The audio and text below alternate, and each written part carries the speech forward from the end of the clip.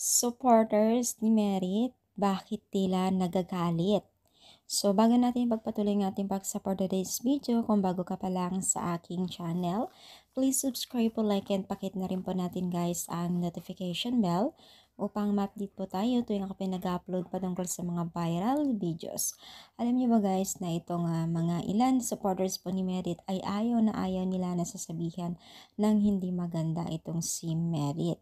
Yes, mga mima, ganyan po kamahal po ng mga taga-supporters niya. Talagang kaya nilang ilabas o kaya nilang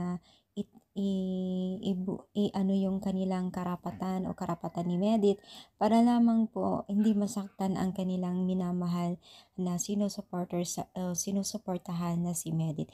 So isa yan sa mga napansin po ng mga netizens na ilan na tila nagiging sensitive habang tumatagal yung mga taga-supporters ni Merit na hindi na, kumbaga guys, minsan sabi ng ibang supporters ay medyo laylo o medyo may pagka-OA minsan. Pero syempre guys, pag once na talagang alam mo na sinusuportahan mo yung isang tao, talagang binibigay mo yung best mo para suportahan mo, ayaw mong masaktan, di ba?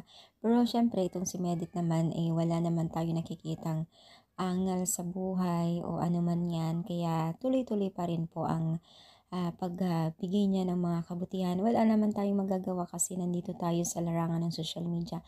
Kakambal na po yan ng mga negative people, negative na tao, ang ating pagiging isang public ng ating buhay, 'di ba? So hindi 100% masasabi mo na mayroon at meron talagang magsasabi sa'yo na hindi maganda, 'di ba? So ano masasabi niyo? Comment down, pa-like po ang ating video.